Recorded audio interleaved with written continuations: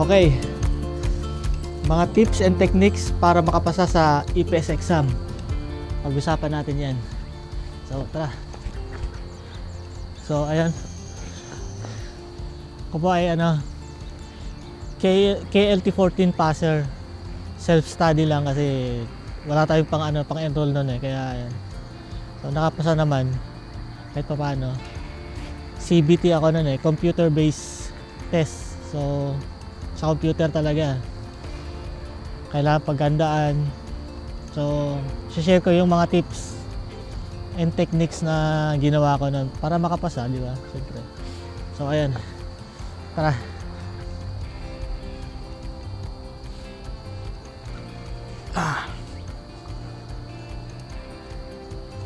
Una, siyempre, learn the basic. Unahin pag-aralan yung mga Korean alphabet. Hangul kung tawagin dito. So 1 week marunong ka na magbasa, magsulat, pero siyempre hindi mo pa alam kung ano yung binabasa mo, hindi mo maintindihan, kaya dapat mag-memorize lang muna ng mga vocabs. Maraming vocabs na kailangan. So ayan.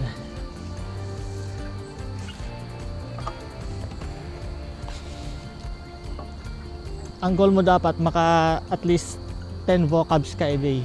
So, ang ginawa ko nun, nagpa-print ako ng yung Korean to Hangul na mga vocabs.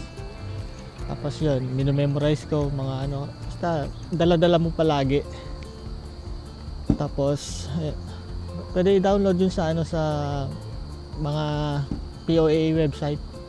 Meron doon mga reviewer. Tapos, dapat ang i-download nyo is yung Hangul mismo para wag yung Romanize kasi para masanay kayo magbasa sa Hangul.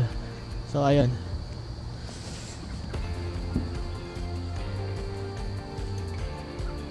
Sa umaga ka mag-review kasi una-una tahimik yung paligid, makakapag-concentrate ka, konti lang yung distraction. Tapos pangalawa, mas fresh yung utak mo.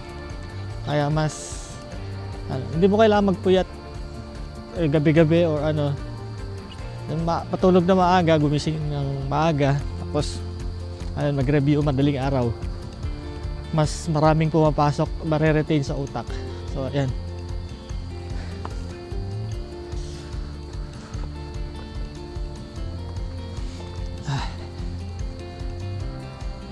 Sa akin nag-download ako ng mga listening sa sa POEA, yung mga conversation doon. So every night yun pinapakinggan ko, kahit hindi ko masyadong maintindihan,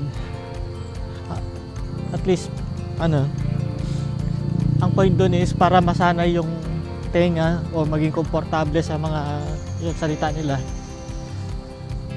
So ayun, malaking tulong yan, lalo na sa mga listening.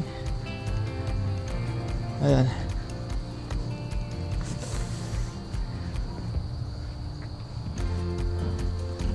So mag-join kayo sa sa mga FB groups kasi marami doon mga resources, mga dina-download nila, ina-upload pala.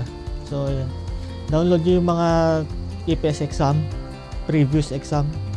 Yung ginawa ko nun, every week sinasagutan ko yun. So nakita ko yung progress, tapos masanay ka dun sa pattern ng exam. May pattern yung exam eh. So ayun.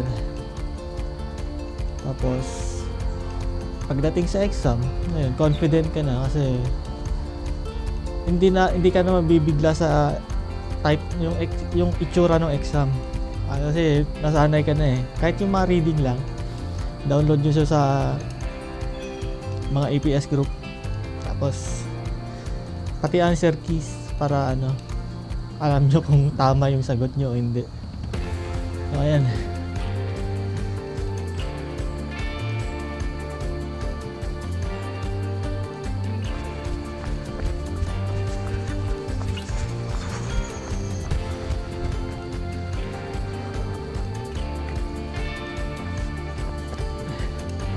Pagdating na dun sa exam, unahin nyo yung mga madadali. Hanapin nyo muna yung mga pictures or mga basta yung ano. Kasi minsan nauna yung mga paragraph, tapos hindi nyo na ano, tatagal kayo doon. Unahin nyo muna yung mga madadali. Yung mga paragraphs, 2 points, 3 points lang naman yung kukunin question doon eh. Kaya sa mga pictures, so di, pag nakalima kayo, di sure na. Tapos at least maka 10 lang kayo sa ano, sa mga ano, reading, listening, 10 points each. Ewan ko kung ilan na yung passing score ngayon eh. So as much as possible, mga ano, siguro mga 25 points.